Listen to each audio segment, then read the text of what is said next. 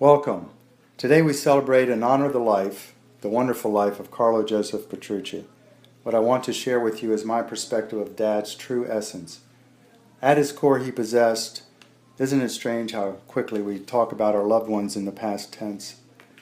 At his core he possessed many amazing qualities. He was kind, he was gentle, intelligent, warm. People were attracted to him and felt important and safe in his presence. One of his greatest strengths was his tenderness. He was a man among men. We know intimately these qualities of his. Each of us experienced them in his presence.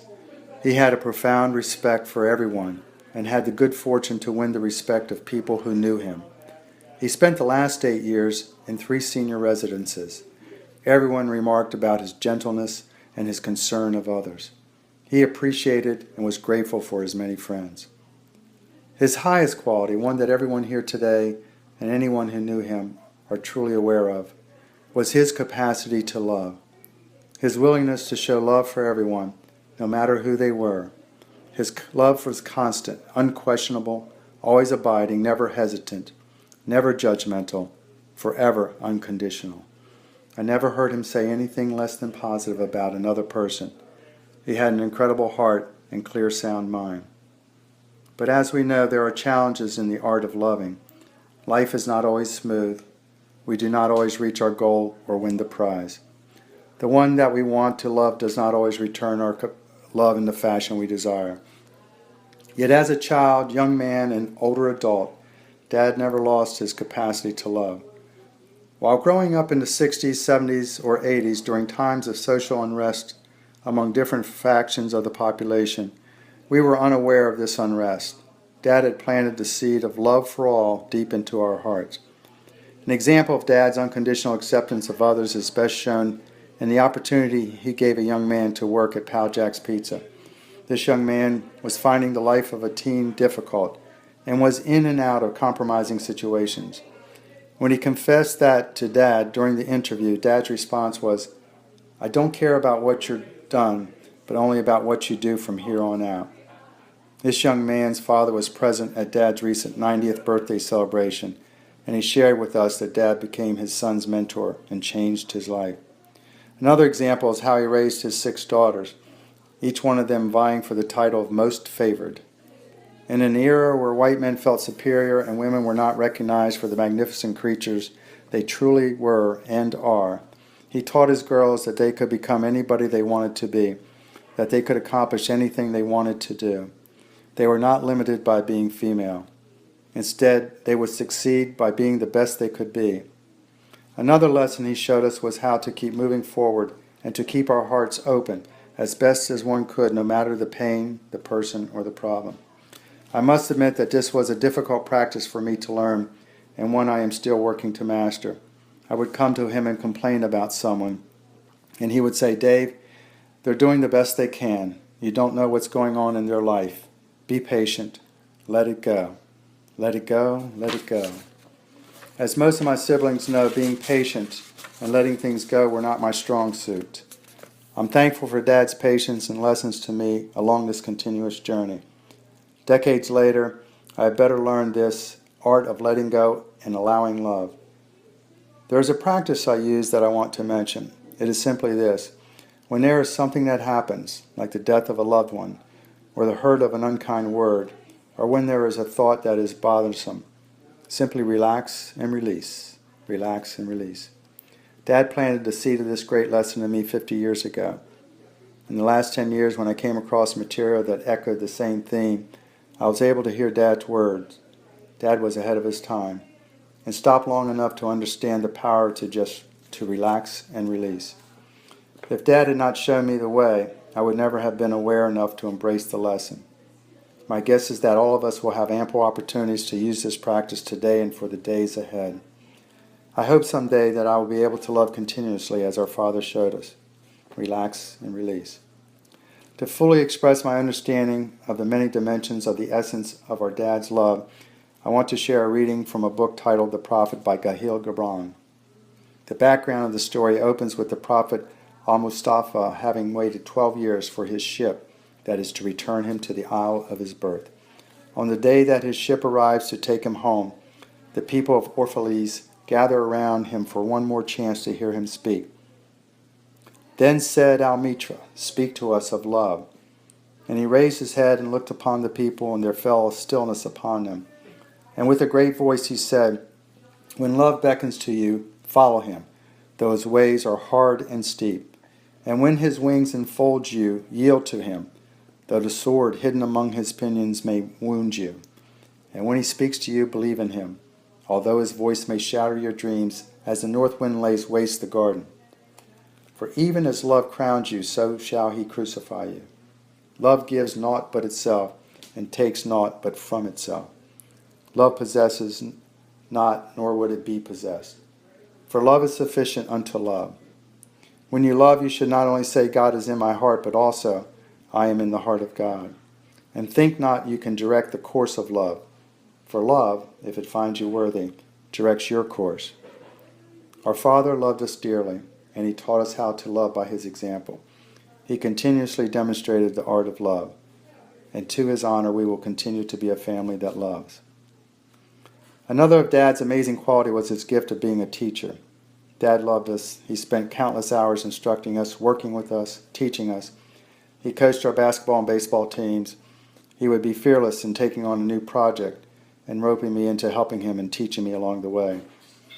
I would ask him, "How long will this take?" After a while, I learned that if he said it would be 1 hour, most likely it would be 3 to 4 hours. This happens so often that even now when Paulette asks me to do something, I will ask her if it's a Carlo job. I'm sure my brothers and sisters have a Carlo job story as well. He taught the family about business. We learned the art of being a business owner, how to run a business, how to effectively honor and manage people, to be financially prudent and accountable, and always respectful of others. During our business stint, we talked nearly every day for 20 years. His business instruction was practical, but the wisdom that he wove into his lessons was what really captured my attention. This is an essence which he continually shared with me, and one that resonated so strongly among us, teacher and student. This is again from Gibran, and epitomizes Dad's penchant for teaching. Then said a teacher, "Speak to us of teaching." And he said, "No man can reveal to you aught but that which already lies half asleep in the dawning of your knowledge. The teacher who walks in the shadow of the temple among his followers gives not of his wisdom, but rather of his faith and his lovingness. If he is indeed wise, he does not bid you enter the house of his wisdom, but rather leads you to the threshold of your own mind." Dad's love as a teacher brought out the best in each of us. It is fitting that Dad demonstrated his greatest love and delivered his greatest teaching to us with his death. Someone can tell us that we are not our body, but death shows us. Someone can remind us of the insignificance of the things that we cling to, but death takes them away in a second. Death instantly makes us all the same, all races, rich or poor. Dad would want us to ask, are we going to wait until our last breath to let death be our teacher? A wise person, and Dad was a very wise man, completely and totally embraces the reality and the unpredictability of death. Dad's lesson was that we should want to live at the highest level possible now, be consistent and unwavering in our expressions of love, to live life from the deepest part of our being every day. How much love would we give the ones we love, knowing it would be the last time we would get to be with them? Think about what it would be like if we lived like that every moment with everyone we love. Our lives would be really different. We should reflect on all of this.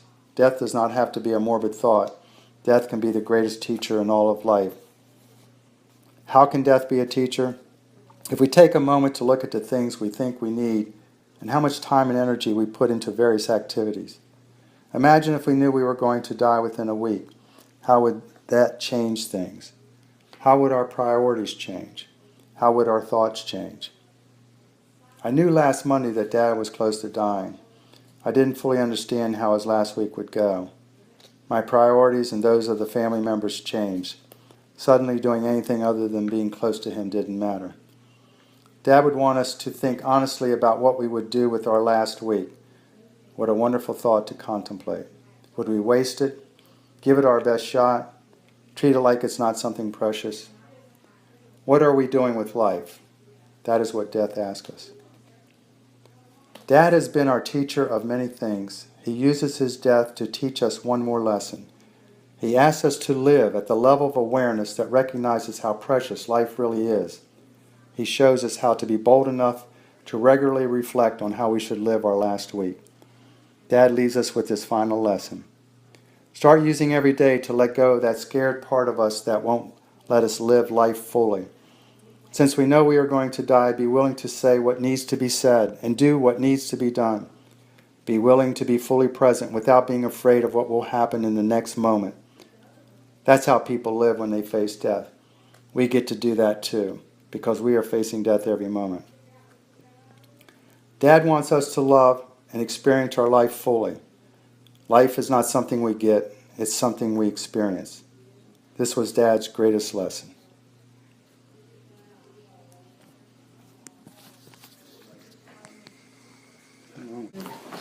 Pray to God as we celebrate the life of Carlo Petrucci. Lord, consecrate this time we have together with family and friends to look back on Carlo's life. We thank you that he is out of pain. He's able to once again hear without hearing aids, able to dance and sing to his heart's content. I imagine he's greeting his father and mother, stepdad, brothers and sisters, Lou Campagna, Jay Di Lorenzo, Barbara, and others in a happy reunion. For we know that Dad believed Jesus, who said, "I am the resurrection and the life. Anyone who believes in me will live even after dying." Dad knew that we entered this life with nothing, and it's certain we carry nothing out. The Lord gives and the Lord takes away. But in all things, blessed be the name of the Lord. Let's join me in the Lord's Prayer.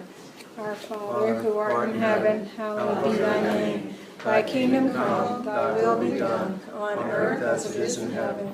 Give us this day our daily bread, as we forgive those who trespasses, as we forgive those who trespass against us. and Lead us not into temptation, but deliver us from evil. Forever and ever. Amen. Are you starting, or- I was going to, but I'm not really ready. You're not so, ready, yeah. okay. Join us again in 3 weeks in Gina. Maria, Joe, who? Well, I wanted to start with something Mom sent about Carlo Joseph Petrucci. I met Carlo in the autumn of 1949. Is anybody recording this? Yeah, I'm audio Your recording. audio? Okay. Yeah, okay. Sorry, Joe. Thank you. I worked one Sunday at the Fairmont, West Virginia movie theater selling tickets for the shows. When I was done working, it was a Sunday, I got the notion that I wanted to go to Newburgh, where my parents lived, and stay overnight. So I went to Fairmont's railroad station. On the way there, I met a couple of guys I knew. One of them carried my overnight bag. While waiting for the train to stop and board passengers, Carlo looked out of the train, he had already boarded, and saw me with the two guys talking. He told me later that he thought one was my boyfriend, a not too good-looking guy, and said to himself, "If a girl that pretty has a boyfriend that ugly, maybe I have a chance." After I got on the train, I took out a cigarette and was smoking. Carlo didn't smoke cigarettes, but he did have a cigar in his duffel bag, which he found and came to where I was sitting. Said, "Do you have a match?" I gave him matches, and he said, "Do you mind if I sit here with you?" "No, of course not." He had on his airborne uniform. We talked a bit, found out he had a brother who was a priest. Of course, I told him about my sister, B, who was a nun.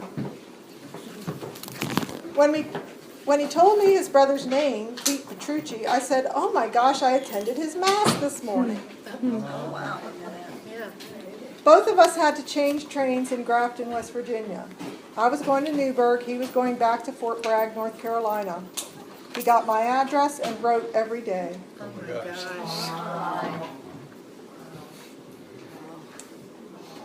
I read a lot of those letters. They are. Yeah, Kept them. yeah, we still have them. They've been kind of dispersed, right? Well, Not up for grabs. Let's pass them around. The whole family. I understand. There's a lot of the family in here. He came back to his home in Farmington, West Virginia on Thanksgiving for leave. Seemed like we both had fallen in love with each other. The rest is history. He got as many leaves as possible, asked me to marry him, and we got married June 10th, 1950. Carlo was always a good provider and a good man. Things went kind of bizarre at times during our marriage. Unfortunately, for whatever reason, we divorced. All through the years, I continue to have a special place in my heart for him. One's life cannot always be truly predicted. I am grateful he was the father of my children. So, You gonna reproduce that and send it to everybody? sure, I can do that. That's wonderful. So, Mom and Dad both expressed regret at having gotten divorced, and I just want to say to all the young people here, there isn't a marriage that doesn't go through rough times, and that doesn't have to sometimes just cling to the covenant Is that your daddy? and know that love is an action, not always a feeling. So when you're going through those times, you just work through them and you get stronger. Very good. Yes. Maria. Mine's brief and includes the story Dee told this morning with a little bit of a difference. I wasn't around Dad much in my earlier adult years because I lived in Virginia and then in California. And then I came back to Maryland and then he went to Florida. But Was there a connection there? Nope. But these past 8 years or so, after his memory started declining, he was back in Maryland. I was fortunate to be with him a lot more. Even though he was often frustrated and wanted to go home, that was West Virginia, which was difficult for me to hear. He would initially perk up when Aaron and I came to visit. Where's Aaron? And we were able to have some repeated conversations and good visits. In this last year, he has not always known who we were, but I think he could sense we were family. Dad's love, kindness, gentleness, and generosity shone through. When I went for a visit a few days ago, he could not talk. He was moving around, a little agitated. He accidentally hit me, gently. And I felt like what he did was sort of like an apology. He just went, kind of like, I'm sorry I hit you. Something else. I am so very happy that Dad got to know Aaron. One memory, those two really had a special relationship. One memory I had was of some of us in the family taking Dad out for a meal. Aaron and I helped him find the way to the restroom, waited outside when he was done. And when he came out, Aaron took his arm, hers, walked him back to the table. Not the only time she's done that. It was very sweet, and Aaron really loved going to see him. Oh, yeah. Nice. Yep. Anyone else? I know Jimmy's going to speak. Jimmy's going to be very fantastic. Well, I'll read to you what Pastor sent to me.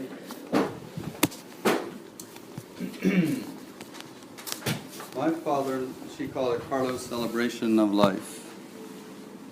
My father-in-law was the sweetest man on the planet. When I first met him, he was single, and at some point I told him that if I hadn't met Paul first, I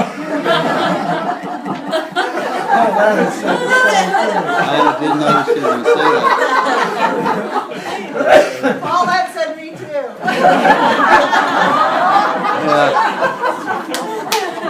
Yeah, so I don't think I can read any of this. if I hadn't met Paul first, I would have married him instead. He paused, looked at me, and said, "That's funny. My other daughter-in-law told me the same thing."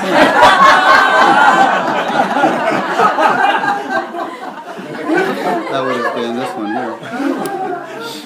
Obviously, both Paulette and I knew from the moment we met him that he was special, or else Carlo had a great sense of humor.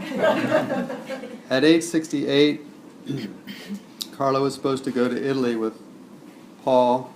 Age 68. Carlo was supposed to go to Italy with Paul, July of 1995. They had already rented a villa in Marina di Pietrasanta and were going to have a father-son vacation together. However, after Paul and I met, Paul extended an invitation to me to go to Italy with them. The villa had 3 bedrooms, and I said yes. What could be more fun than to spend 2 weeks with 2 Italian stallions in some tiny fishing village? Actually, I told her I was going to take that part out, but I forgot.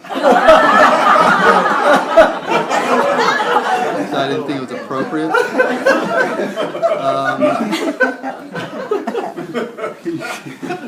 Shortly before the start of the vacation, Carlo had to cancel due to some business obligations. Paul and I went without him, and it turned out to be the most magical vacation ever, and we got married 16 months later. Years went by, and I finally asked Carlo why he didn't join us back then. I had a suspicion, and he told me that he didn't want to be the third wheel. So he figured it was more important for Paul and I to have time together.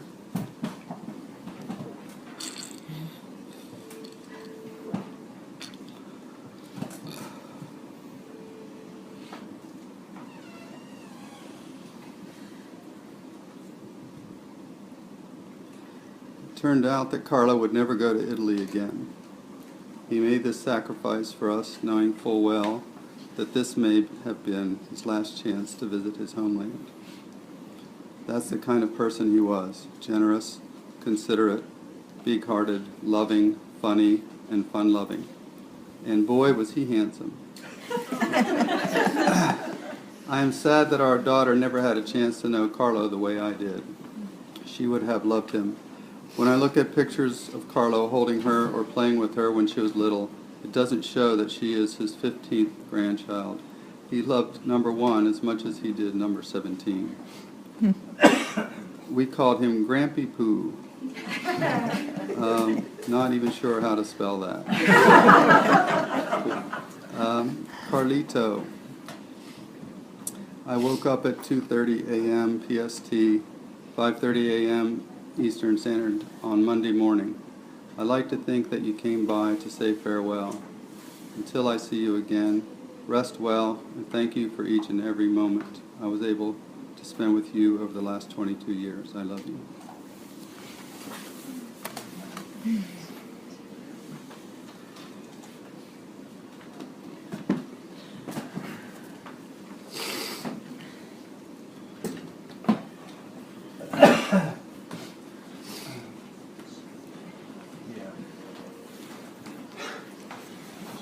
When we were here for the 90th birthday, I think that Joe was going around asking everyone what their memories were of, their fond memories of Uncle Carlo, and I think naturally we all share the love he had for each of us and for the family, and he'd come back to West Virginia, and actually he visited me in times in Ohio, but I think beyond that, one of the things that I remember or I think about is the ability for him to keep going even in the face of defeat. You know, if you look back from when he first started, and I think some of you hit on this today, he tried a number of different things. Some that I think you know about, and some we were just discussing a little earlier that maybe you don't even remember, the things that he tried to, little businesses he started and things he was going to sell. I can recall him talking many times with my dad. You know, maybe I could try this, or maybe I could try that.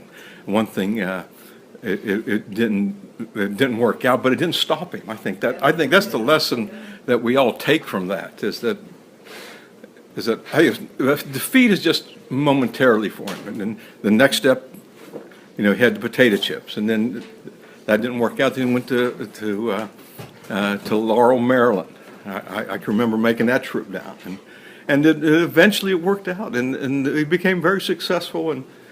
And they say you judge the person by what they left behind, and I think it's a pretty successful life he had.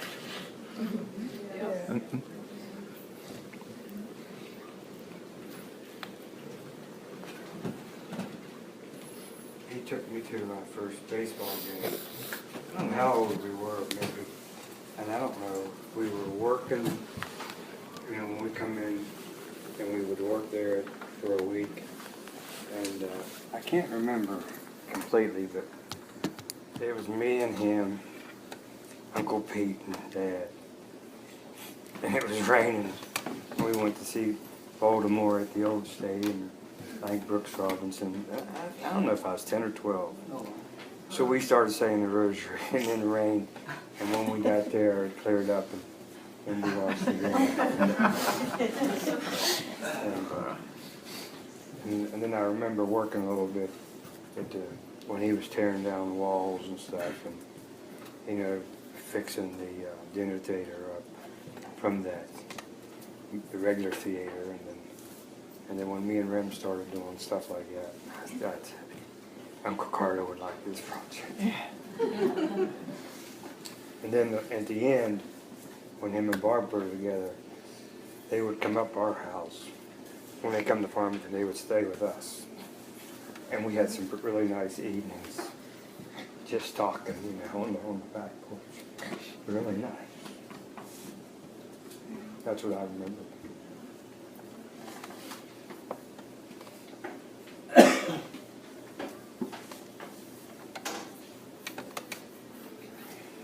So I'm going to say something.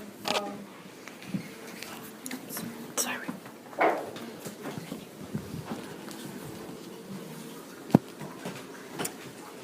I was thanking Dad for teaching me to talk to people, because I was always really, really shy. And watching Dad, you'd think everybody was his best friend.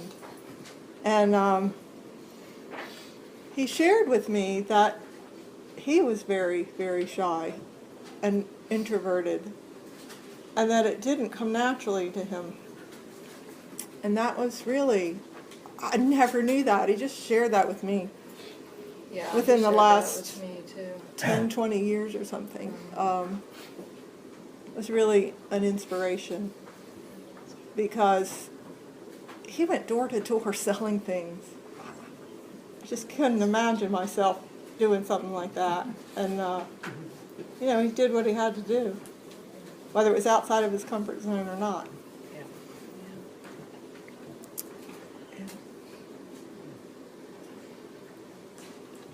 I'm going to kind of segue from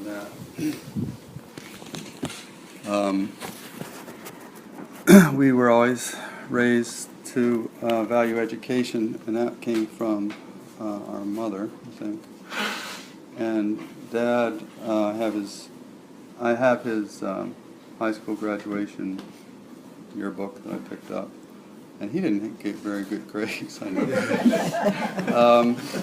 Phys Ed was 95. Phys Ed was really up there. It was his best. And the second one was art, I think, was up there too. And I remember being in Pal Jack's, and he would he would do the math to determine if a budget was being followed, etc. And I would always follow behind and correct his mistakes. He wasn't very good at math. And when he was going to be president of the Main Street Business Association, Mom was a little scared, remember? Do you remember this? Oh, I think I know what you're saying. she was kind of saying to him, you don't know how to speak in front of people.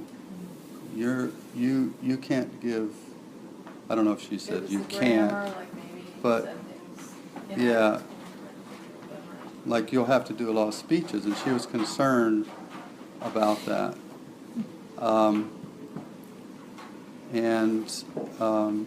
He said, well, I'm going to do it anyway, and of course he was very successful. He wasn't afraid. Maybe he was a little bit shy or whatever, and he was an eloquent speaker, and he wasn't good at math, and I don't think he read more than a couple books in his life, and yet those people voted him to be their president because he was a leader. They wanted him to run for mayor. Really? They did. Really? What was that? Run for mayor. Say again. Say what you said again. They wanted him to run for mayor. So I was thinking about Pal Jack's years. I had two memories. One was from Pal Jack's. I was working with Dad. I was in 10th grade, and one of the salesmen came in, and he spoke very uncouthly, and he was cursing, and he's trying to sell him stuff. Not cursing at him, but just that's how he spoke. And he challenged Dad to a bet. He said, "You're wrong, and I'll kiss your behind if, blah, blah, blah." And Dad said, "That's it. I'm not going to buy from you again. I want you out of here, and don't ever come back."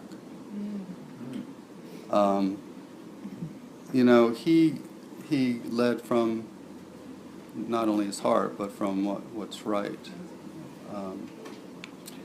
And he knew he didn't want me to listen to that either. And so the second memory is from Boys Club. I was probably 3rd grade or 4th grade. And we constantly had to raise money. So after football practice or baseball practice, whatever it was, a bunch of the kids went with 2 of the parents, Dad and another one, to businesses to see if they would donate money. And at the end, we took several hours, and we had skipped dinner. And at the end, we went to a pizza place, and they bought pizza for everybody.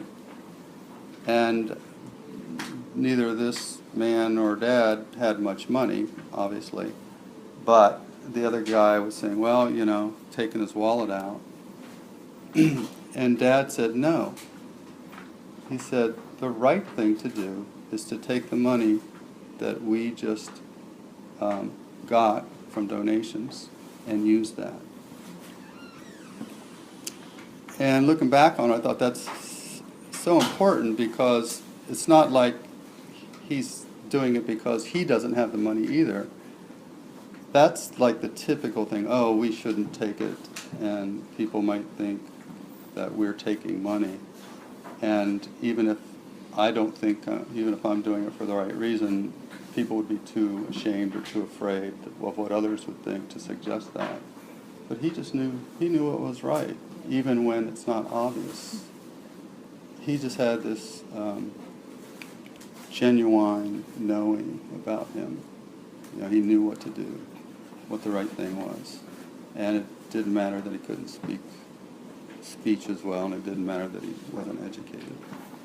So that was why he was a leader, and Dave spoke to that today as well.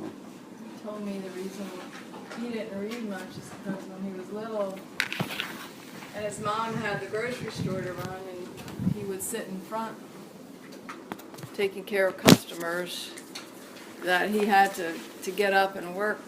He would try to read, and he had to get up and work so much that he couldn't keep reading and get into the book or whatever. So that was one of the reasons he didn't read much. Never got into the habit or whatever. Yeah. Speaking of leadership, just segueing on that a little bit, I couldn't wait to be able to play CYO basketball, because I saw the older kids playing and Dad coaching. And he coached our basketball team, which was really bad. We couldn't win a game.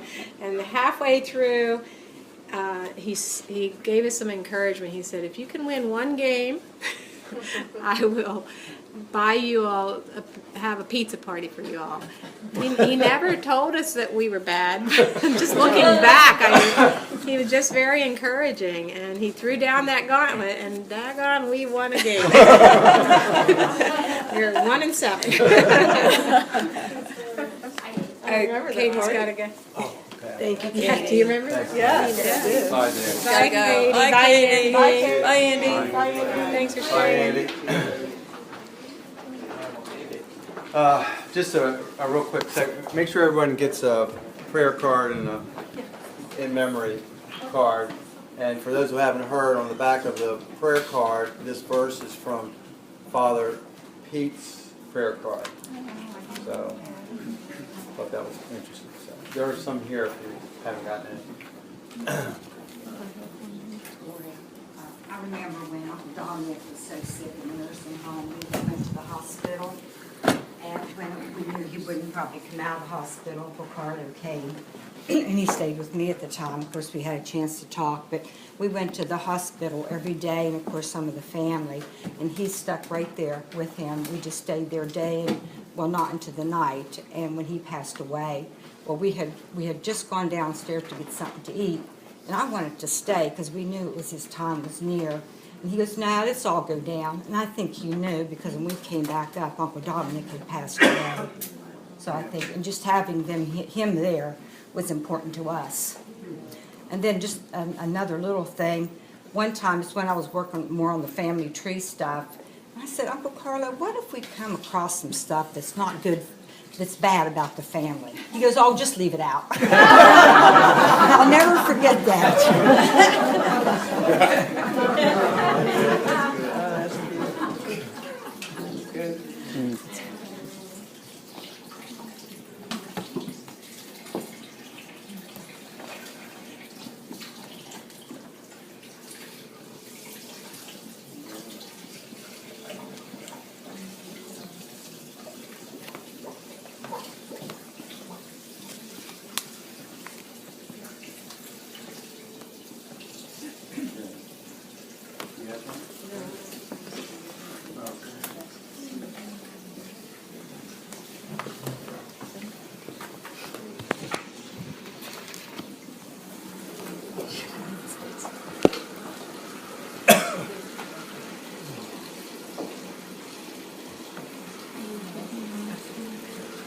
So 43 years ago, I don't want to be emotional, but I kind of introduced as an honorary Petrucci, and I guess you guys didn't know you'd be stuck with me all this time. But I just, looking back over my life, when you're there, you just don't understand what's going on because you're a kid. But I was sharing with Paul, I think it was you yesterday, about the vacations, like, going to Ocean City and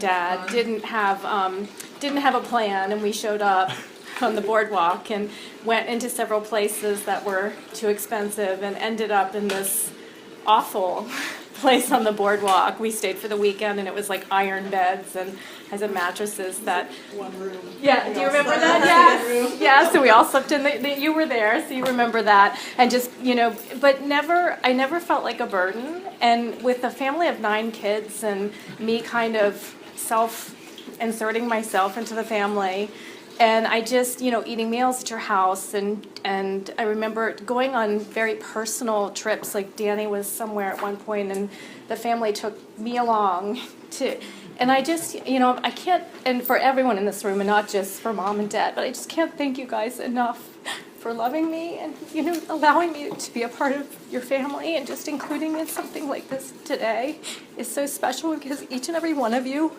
means more to me than I could ever express in words. And that goes for your dad and your mom, and I have great memories of all of you in different, Joe wearing your clothes. Remember Gloria and I would go in your closet and play dress up with your clothes. And then leaving them in heaps on the floor. It was just as close.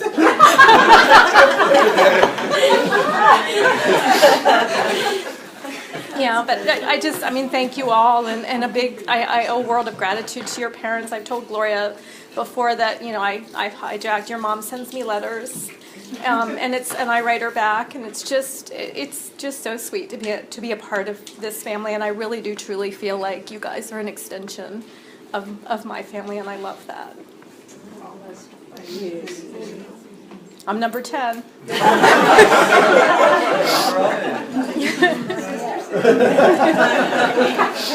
one of the 9.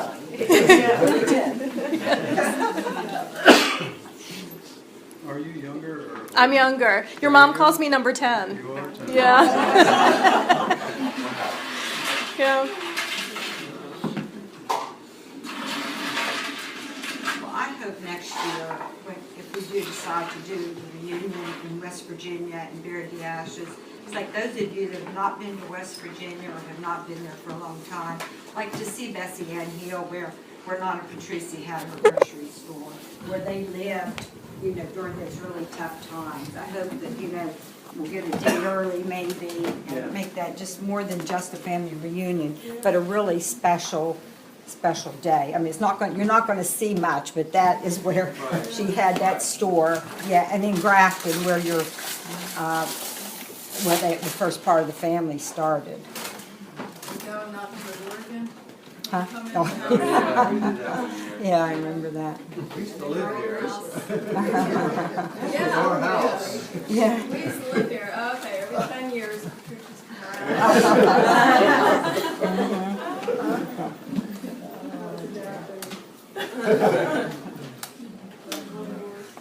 We used to live in this neighborhood. I don't remember we used to live in this house. We used to live in this neighborhood. It's been like a couple hours in someone's living room. Bessie Ann Hill. So when Dad lived with us in Florida, every day, he would be so concerned because he had not milked that cow. And he had, who's going to milk the cow? She must be in such pain by now. He always felt for that cow. And of course, I was kind of chagrined because it's like, oh my God, the cow again. But Astra's like, oh, he's got such a big heart. He even, cares about that cow. So, that's my Bessie Ann story. So did you milk the cow? I didn't go that far.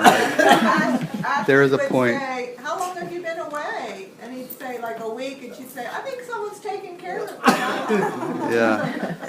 Yeah.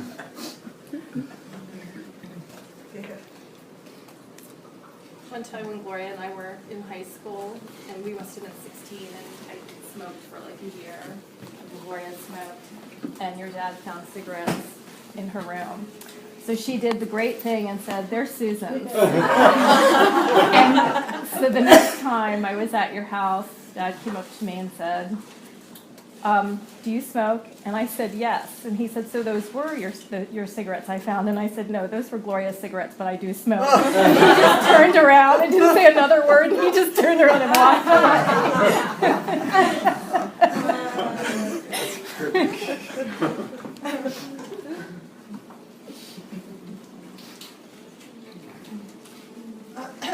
When he came here for dinner, he always had 2 things that he concentrated on. So he always sat where Patrick's standing. And he would look out at the trees, and he'd say, "Those trees are really tall. How tall do you think those trees are?" Well, I'd say they're probably 70, 75 feet. Wow. Those are some really big trees. How tall do you think those trees are? So we'd go, through that. And then he would, I don't know how many times he said this, but more than once. "Isn't it amazing that you live in this house where I delivered milk 20 years ago?" And we'd say, "Yeah, how did we end up here?" But, we just went along with him. But he thought that was amazing that we live where he delivered milk. Yeah. So. Many jobs. Yeah. Yeah. Yeah. Well, he used to deliver milk in Rockville. Wasn't that one of his first jobs? That was his first job when he moved here. After Stanley, right? He sold Stanley cleaning products. Was that first? Fuller Brush. That was West Virginia? Fuller Brush. Wasn't that on the In side? Maryland. It's probably on the side. I think Seal Test is his first main job he got. You went door to door, right? Yeah. Yeah. I went door to door with him selling potato chips. Yeah, when did he sell bonbons? Did he sell bonbons? Here, yeah, in Maryland. Fun time. When I was in 7th grade that summer, I worked with him on that truck, so that was 67. So he must have done it for a long time. Yeah. Long time. Yeah. I don't remember how long. Yeah. So I got a story here. You know, Dad loved to speak with an Italian accent. In fact, Paul would redirect him all the time by doing that. He was great at redirecting his repetitiveness or whatever. So when we first bought the movie theater, we operated it as a movie theater for a little while just to bring in income while we were renovating. And Uncle Jimmy was visiting, and he asked Uncle Jimmy to take care of the place while he ran over and got something to eat. So just as a joke, he called him up on the telephone and asked him in broken English, "What a movie you have it tonight?"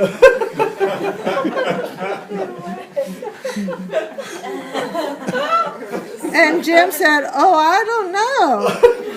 Carlo says, "What do you mean you don't know? What do you play at your theater?" So I come and see myself. How much are the tickets? Jim says 70 cents. Good night and thank you. And all this time, Mom and whoever else was with them were laughing and laughing. And to this day, we don't know if Uncle Jim ever knew that it was Dad calling. My dad hardly ever left Farmington. So when he moved here, it was important. One time he went to Florida where my sister lives. So those were really important trips to him because he hardly ever went anywhere. And he got people work.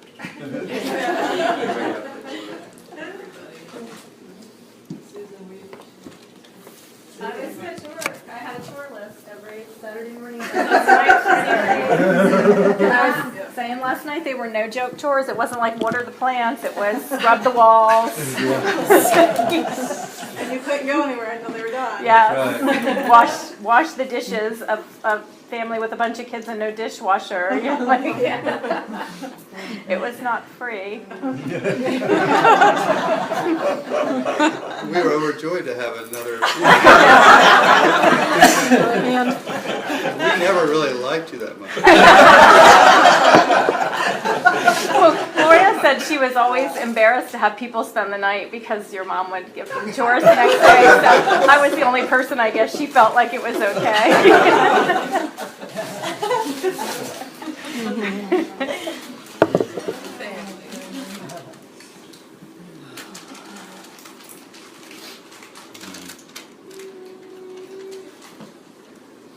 Dee and David captured Dad's essence very well this morning. Yes. Yeah. And maybe we have time to repeat those here. And it's up to you, Dee. Yeah, but we can do that. Do you want to get it memorized? I happen to have a copy. Paul has a copy. I'm sorry. You videotaped it? I've got it. Oh, okay. It's on Facebook. Okay, good. The audio didn't come out very Rick good. said he put it on Facebook. So the written version's there. Oh, I have the written the version. videoed version is on the celebration page. Oh, it Okay. is? Yeah. All I'll do right, it. very good. Thank you, Rick, I That's guess. it. Yeah. Yeah, thank Rick. Did Rick did he get mine, you know? Yeah, he got both of them, but I wasn't sure if the audio. Yeah. He got your But written. if they're written, He didn't get mine. okay. I don't think he got mine. Did to get yours? Written? Written. Oh, okay. Just want to read it. No.